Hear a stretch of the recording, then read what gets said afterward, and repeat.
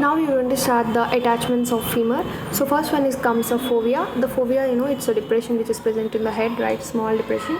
So it gives attachment to mainly the ligament of head of femur, or also called as round ligament. It is also called as ligamentum teres. Okay. Now we start our attachments of greater trochanter. You can see this is the greater trochanter. This is the posterior side of greater trochanter, right? And this is the anterior side.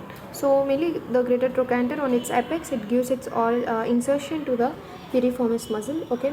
And this is the gluteus minimus. You can see here, this is the gluteus minimus, which is attached to the rough lateral part of anterior surface. It is also getting insertion. Of course, you can understand when it's blue color, it is inserted.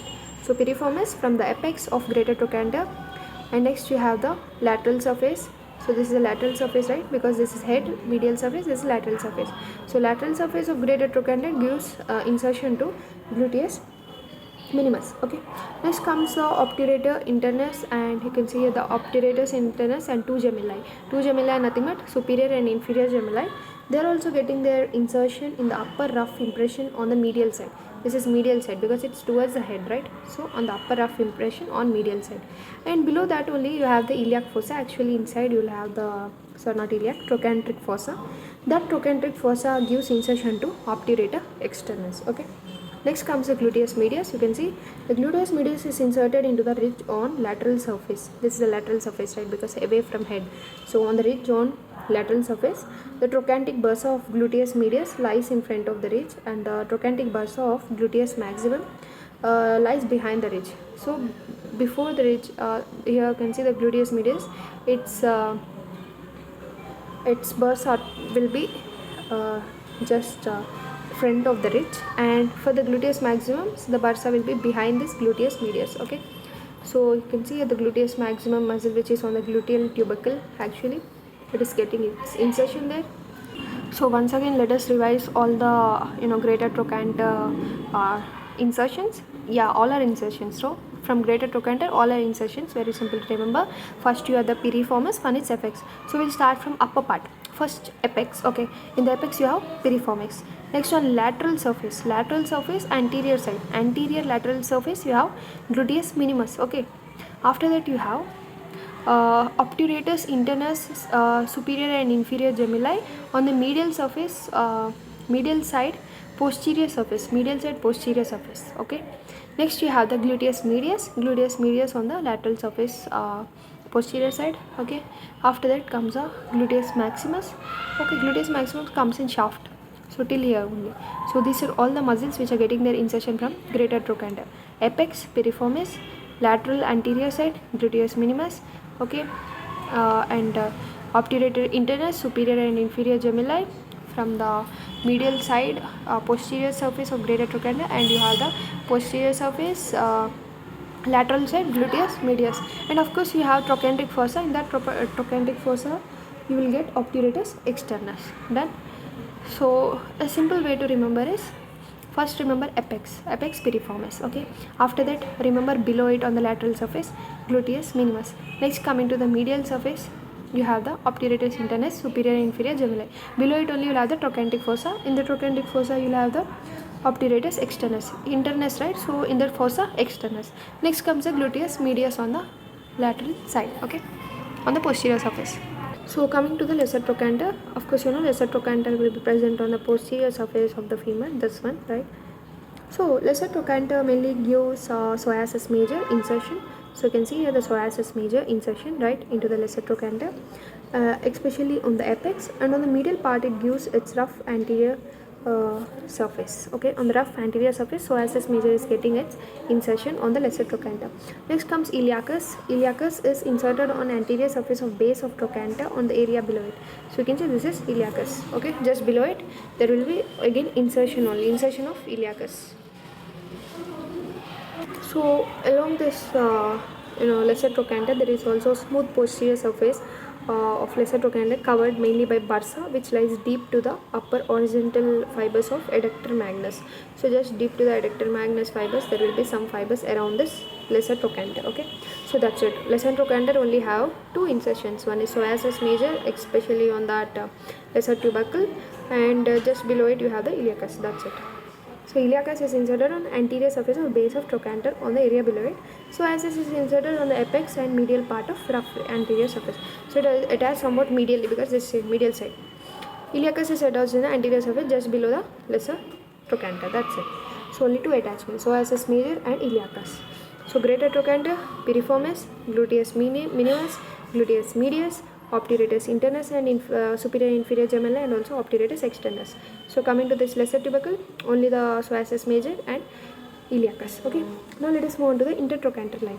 Of course, whenever you listen the word line, intertrochanter line, of course it will be on anterior side. So let us move this side because intertrochanter line will be this side, this line. Okay, so intertrochanter line provides attachment to capsular ligament of the hip joint and also attachment to upper band of iliofemoral ligament in its upper part. In upper part, iliofemoral ligament. Okay, you can see here the word capsular ligament. Okay, that one, and also there's attachment of iliofemoral ligament in upper part and attachment of lower band of iliofemoral ligament in lower part.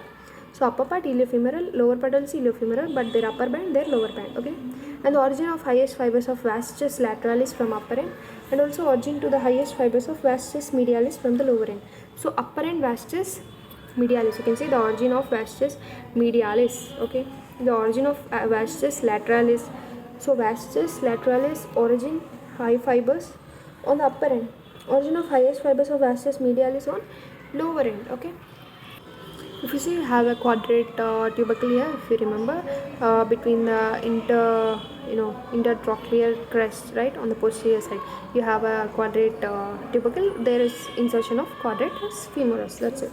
It's very simple. Now let us go into the shaft attachments. Okay, so mainly the shaft attachments are like the medial and popliteal surface are bare.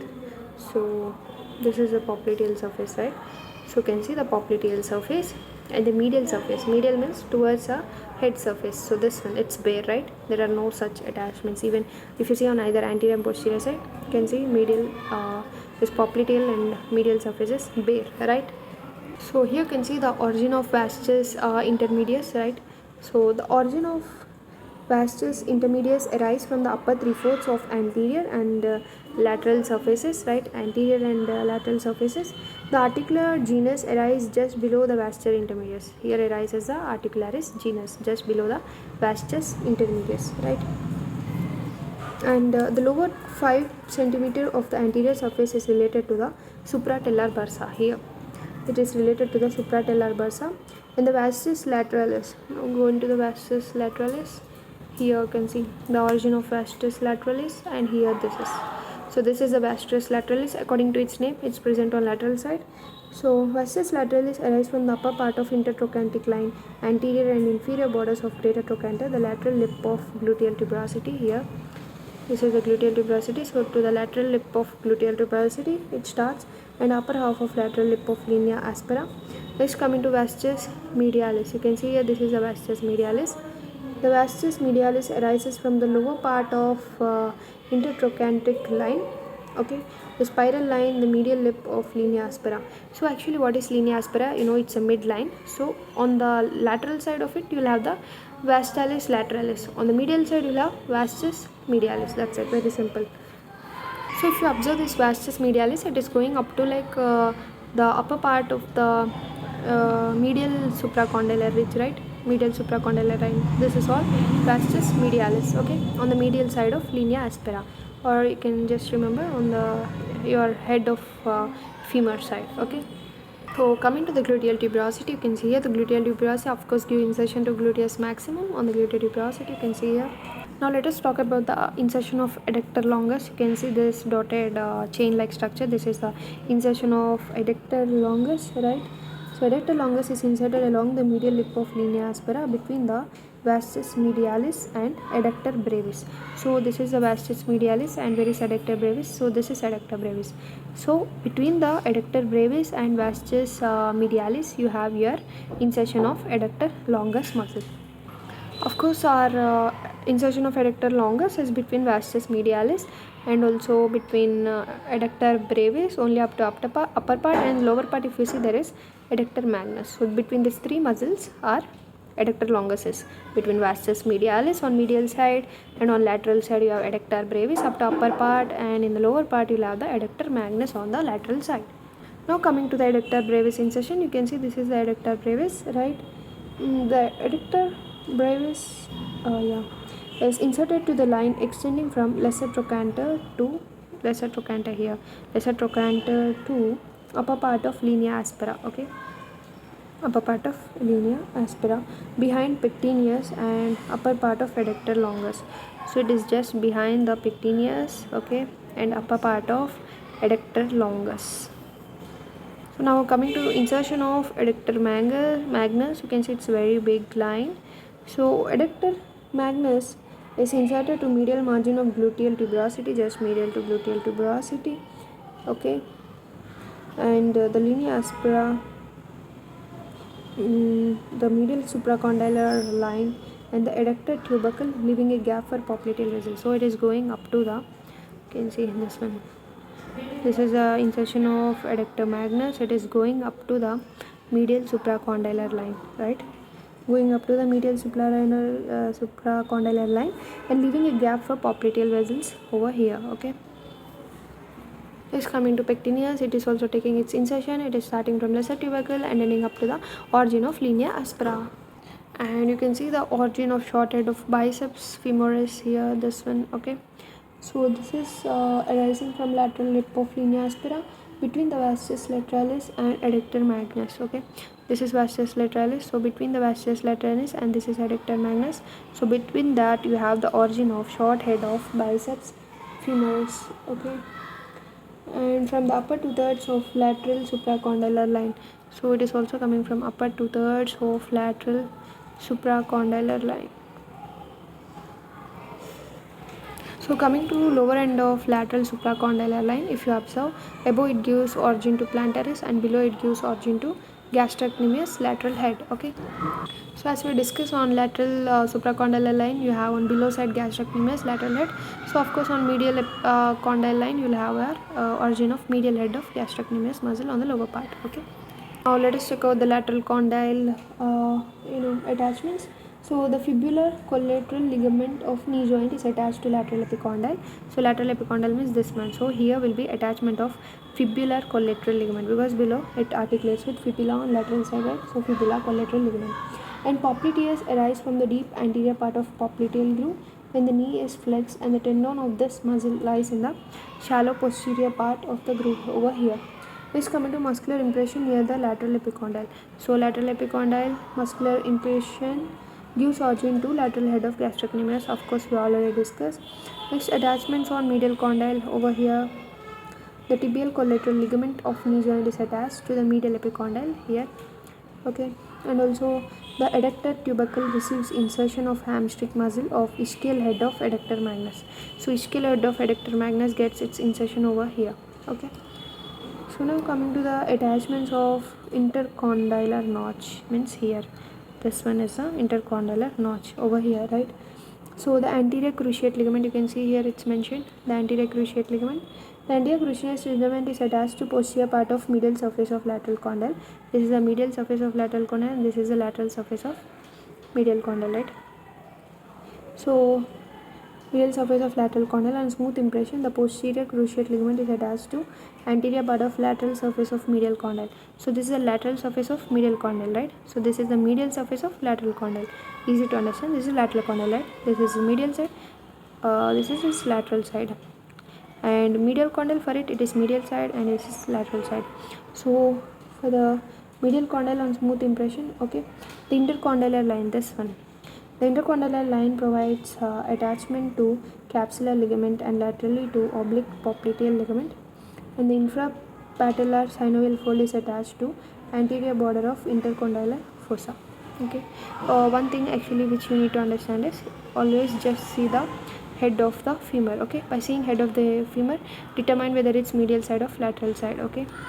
So if you see here, this is lateral condyle, it's medial side, this is lateral side. So for the medial condyle, this will be medial side and this will be lateral side. So in this intercondylar notch, what are participating? medial condyles lateral border and lateral condyles medial border are participating in intercondylar notch, where you have mainly your anterior cruciate ligament and posterior cruciate ligament. Okay, on lateral condyle you have the lateral condyle mainly have the fibular collateral ligament. Okay, and this side medial condyle will have the tibial collateral ligament. Okay, so all attachments of femur are completed. Just we'll discuss a nutrient artery to the femur. Mainly it is derived from second perforating artery. In case it is absent, then it is replaced by two nutrient arteries, which are mainly derived from first and third perforating arteries. So nutrient foramen is located on the medial side of linea aspera. So you can see this is the medial linea aspera, this is medial side. So somewhere over here will be the nutrient foramen. Okay, and that is located on medial side and it is directed upwards. Okay, so what is ossification? The ossification of femur ossify from one primary center, four secondary center. Okay, so it has one primary center, four secondary center, and the femur ossify from primary center for the shaft appears in the 7th week of intrauterine life, and the secondaries appear one for the lower end at the 9th month of intrauterine life, and one for head during the first 6 months of life, and one for greater trochanter during the 4th year. Okay, and one for lesser trochanter during the 12th year. So there are three epiphyses for the upper end and one epiphysis at lower end. The upper epiphyses are lesser trochanter, greater trochanter, and also head. In that order, fuse with shaft about 18 years, and the lower epiphysis fuses by the 20th year. So following points are noteworthy, like the neck represents the upper end of the shaft because it ossifies from primary center, and the ossification of lower end of femur is medico-legal importance, and the presence of this center in newly born child found dead indicates that the child was viable, that is, it was capable of independent existence. The lower end of femur is growing and the lower epiphyseal line passes through the adductor tubercle, and the epiphyseal line of head coincide with the articular margins except superiorly, where a part of non-articular area is included in epiphysis for passage of blood vessels to the head. In addition, the plane of epiphysis changes with age from oblique to more vertical one. Okay, let's come into structure. The angles and curvatures of femur are strengthened on their concave sides and bony buttresses. The concavity of neck, mainly the concavity of neck shaft angle is strengthened by thickened buttress of compact bone known as calcar femoralis. Similarly, linea aspera is also supported by another buttress. This mechanism helps in resting stress, including that of bony weight. So what is the clinical anatomy related to femur? Tripping over minor obstructions or other accidents causing forced medial rotation of thigh and leg during fall results in spiral fracture of shaft of femur in persons below age of 16, buccal handle tear of medial meniscus between ages 14-40, Pott's fracture of leg between ages 40-60, fracture of neck of femur over the age of 60. Okay, so all these are clinical anatomy. So we completed everything. Next we'll start with a patella. Okay, just to revise all these muscles many times, then it will be very easy for us.